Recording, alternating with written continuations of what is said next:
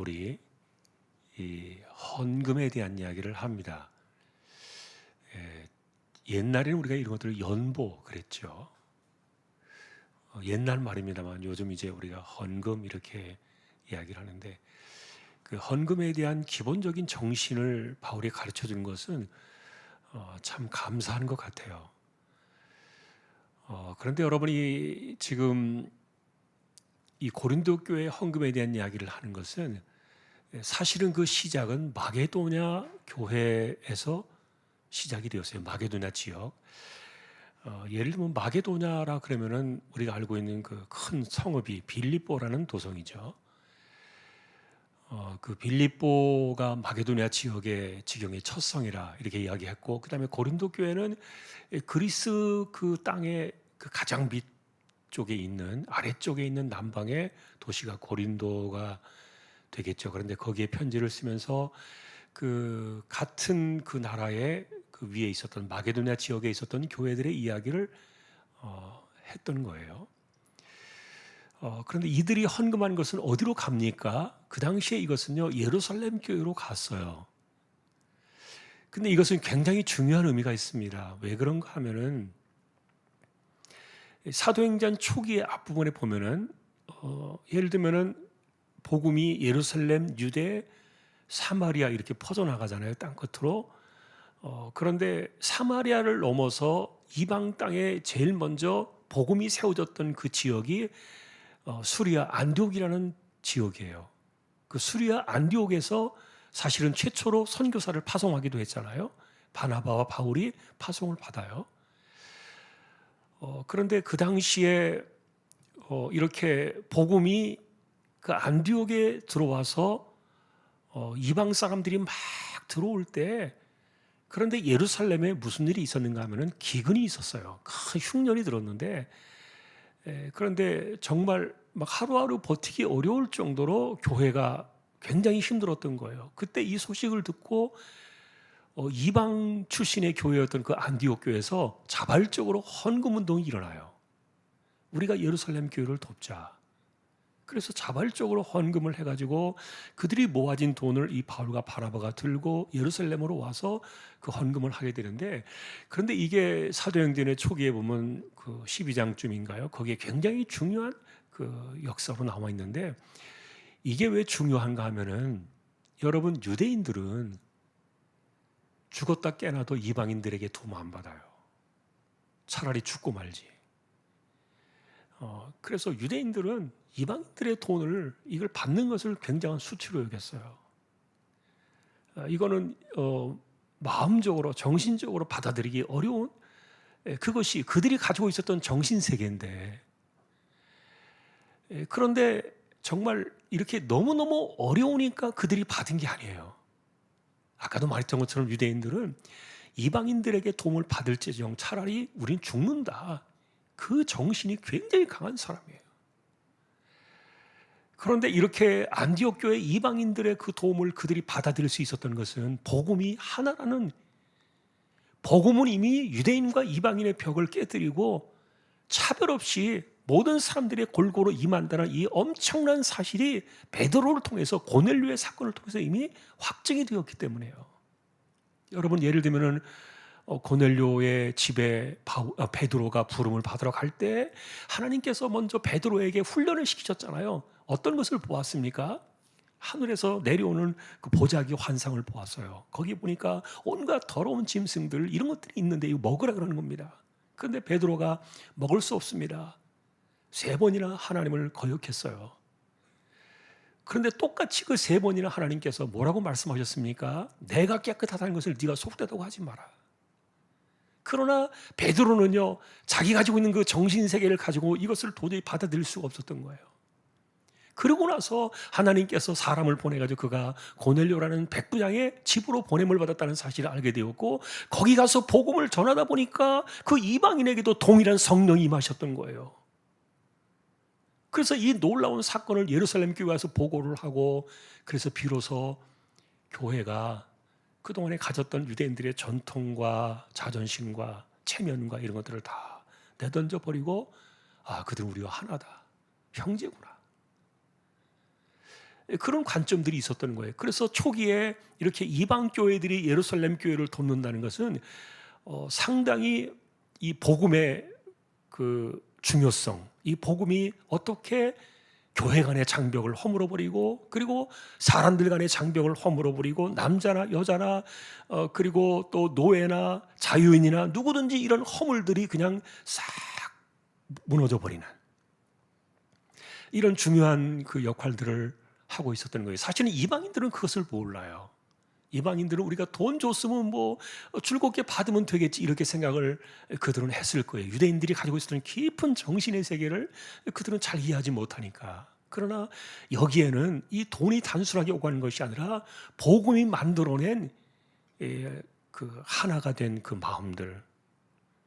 그래서 이 복음 안에서는 모든 인간의 정신 세계가 허물어져 버리잖아요.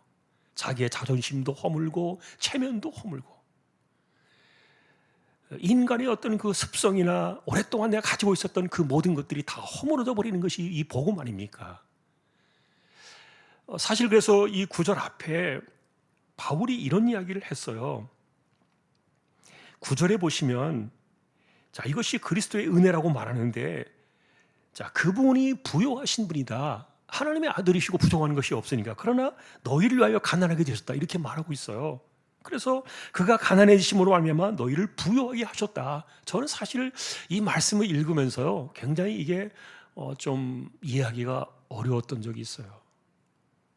그분이 가난해지셨다는 말이 도대체 뭘까?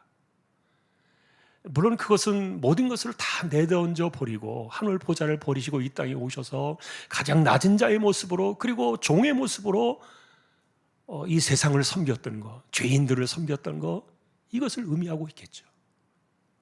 그래서 사도 바울은 이 이야기를, 이것이 무엇을 의미하는 것을 알고 있었어요. 그래서 우리가 로마서 8장에 나와 있는 것처럼 32절에 보면은 자기 아들을 아끼지 아니하시고 우리 모든 사람을 위하여 아들을 내어두신 그 하나님께서 우리에게 뭘 아끼시겠느냐.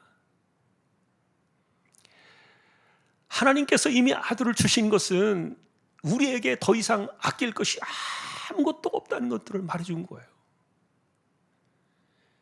이 말을 다른 말로 말하면 내가 가지고 있는 이 모든 것이 은혜다.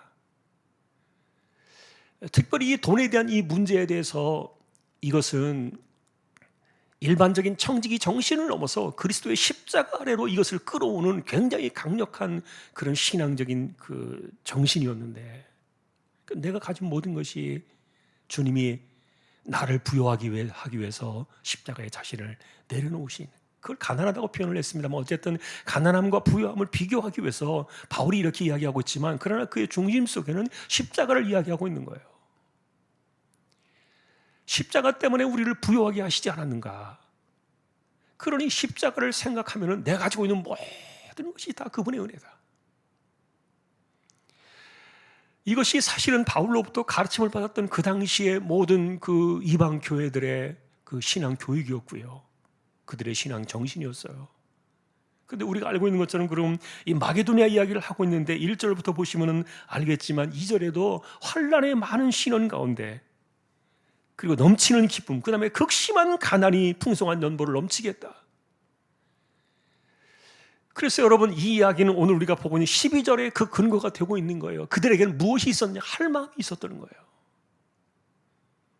할 마음이 있었기 때문에 하나님이 이것을 받으신 것이지, 그 다음에 보시면요, 없는 것은 받지 않는다 그러셨어요.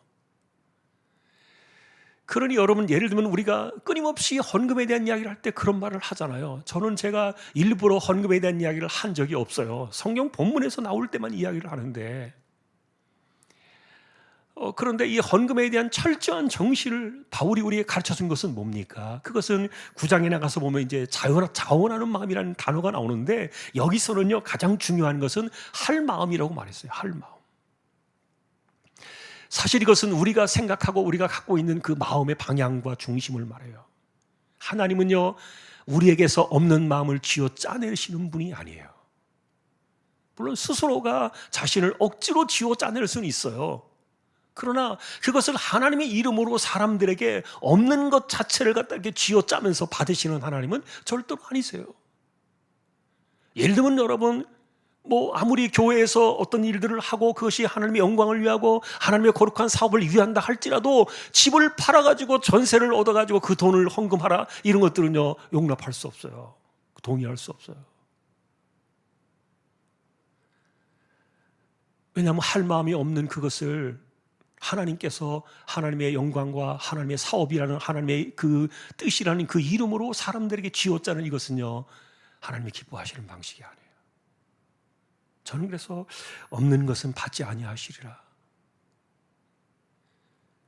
이 말씀이 굉장히 중요하다고 보는데, 할 마음과 없는 것, 이런 것들은 굉장히 중요한 구절이에요. 여러분 성경을 보시면서 우리가 이해를 하잖아요. 그런데 앞부분에 가서 조금 아까 말씀드린 것처럼 지금 마게도냐 이야기를 하고 있는데, 이 이야기가 고린도 교회에 전달되어지고 있는데, 그런데 그 마게도냐 교회 이야기를 바울이 하면서 뭐라고 합니까? 그들은 많은 환난에 많은 시련 가운데서 이렇게 했다는 거예요. 그 다음에 극심한 가난 가운데 이 풍성한 연보를 넘치게 했다는 거예요. 자, 그래서 그들은 힘대로 할 뿐만 아니라 힘에 지나도록 장원을 했다. 그 이야기의 정신을 이 고린도 교회가 배우기를 원했던 거예요. 이건 역시 우리 마찬가지가 되겠죠.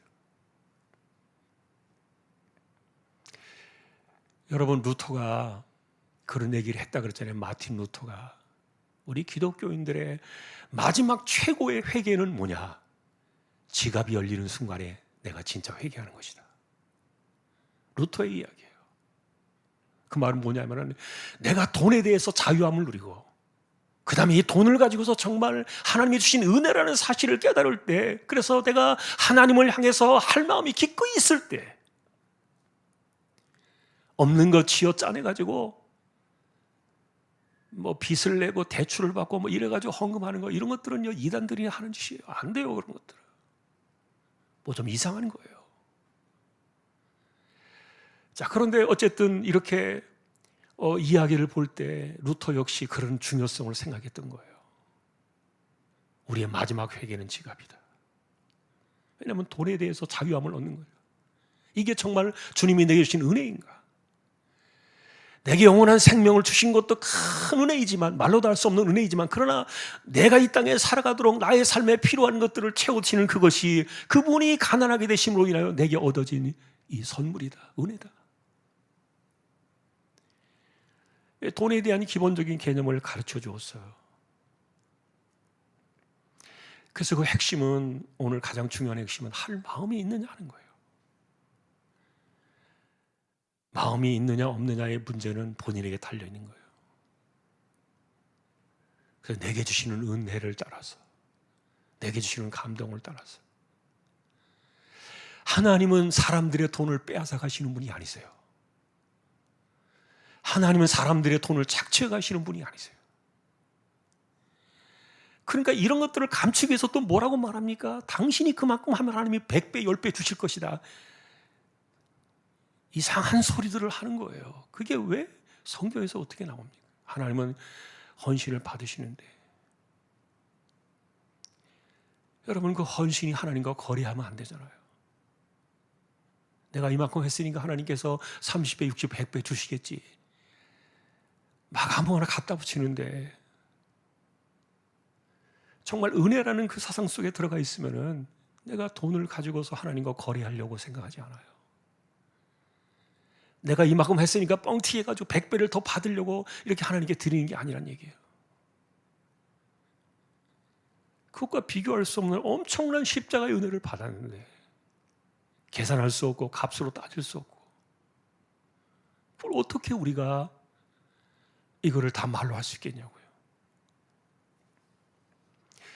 오늘 그래서 우리는 지금 고린도 이 성경을 쭉 보고 있잖아요.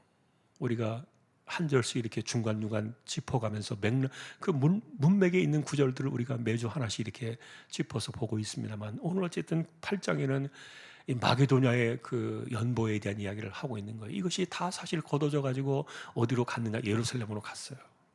예루살렘으로.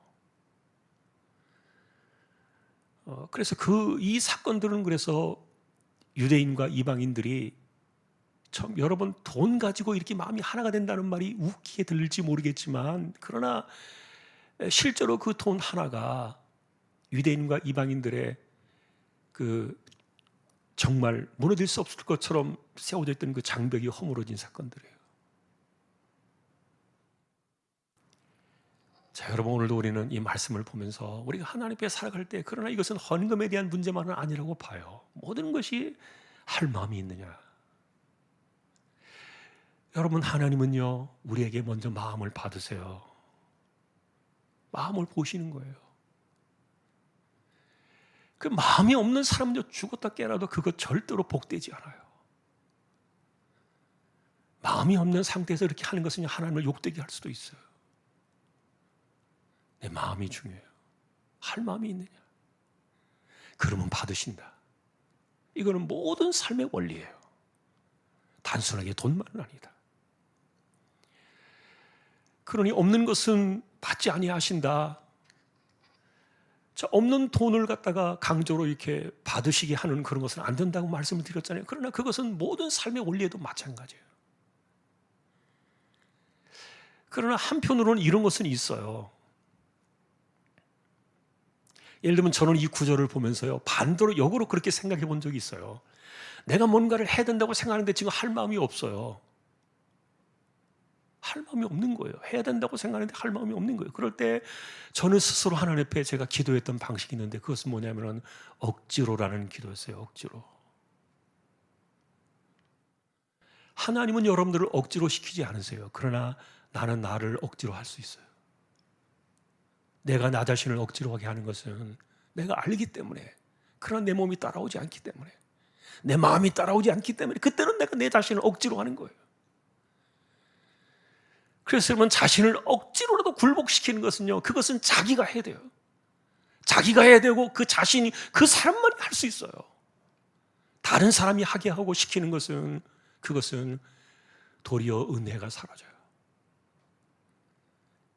깨닫는 사람들은 그래서 이거 아닌데, 이러면 안 되는데, 이런 생각이 들 때 그 없어져 버린, 무너져 버린 할 마음들을 이렇게 세우기 위해서 억지로 자신을 이렇게 세우는데, 저는 여러분, 이런 것들이 바울 사도의 방식 속에서 배운 내용들이에요. 성경을 읽으면서 바울에게서 그 신앙을 배워요. 그 마음을 배우고요. 바울이 나는 날마다 죽는다 그렇게 고백을 했지만 실제로 그 사람이 매일 죽겠냐고요. 물론 나중에 많이 깨달아가지고 바울이 자신을 죽이는 그런 삶을 살았겠지만, 그러나 그렇지 않을 때에도 바울은요, 자신을 억지로라도 이렇게 쳐서 굴복시킨다는 말을 했어요. 나는 나 자신을 쳐서 굴복시킨다. 그것이 여러분, 할 마음이 있느냐에 대한 이 방향을 우리가 바라보는 신앙의 방식이기도 해요. 그러니 단순하게 이것은 돈만의 이야기는 아니다. 기독교인으로 살아가는 삶의 방식을 우리가 배우는 거예요. 도전을 받는 것이죠. 정말 거기에 하나님 영광이고 하나님 뜻이 있다고 말한다면, 아까도 말했던 것처럼 사람들은요, 할 마음이 없으면 움직이지 않아요. 주머니가 열리지 않아요. 그리고 내 마음이 거기에 없다면요, 그것에 대해서 별로 관심이 없으면요, 생각이 없는 거예요.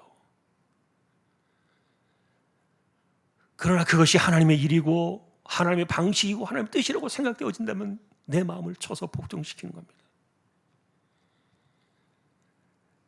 자, 그래서 이 할 마음이라는 이 자체는요, 이것은 자기가 자기에게 하는 거예요.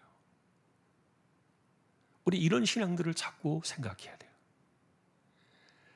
나는 마음이 없으니까 하나님 나를 강제로도 끌어가 주세요. 그렇게 하면 안 돼요. 그건 안 되는 거예요. 하나님을 나쁜 분으로 만드시는 거예요. 하나님을 그렇게 만드시면 안 돼요. 내가 할 때는, 그러지 못할 때는, 내가 할 마음이 부족할 때는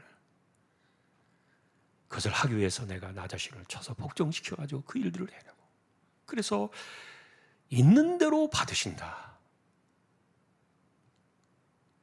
이 단어 하나하나 구절들이 너무너무 이게 중요해요. 없는 것은 받지 아니하시리라. 오늘도 우리가 이 말씀을 바라보면서 이것은 모든 신앙의 삶의 중심이고 헌신이고 우리가 하나님 앞에 살아가는 방식이다. 이걸 우리가 한 번 더 기억하면서 하나님이 기뻐하시는 일들을 위하여 우리의 마음을 열고 살아가기를 애를 쓰는 저와 여러분 모두가 다 될 수 있기를 주님의 이름으로 축복합니다. 오늘도 기도로 나아가겠습니다. 우리 함께 교회를 위해서 기도해 주시고 그리고 또 우리 가운데 아픈 분들, 암 치료하는 분들 위해서 기도해 주시고요.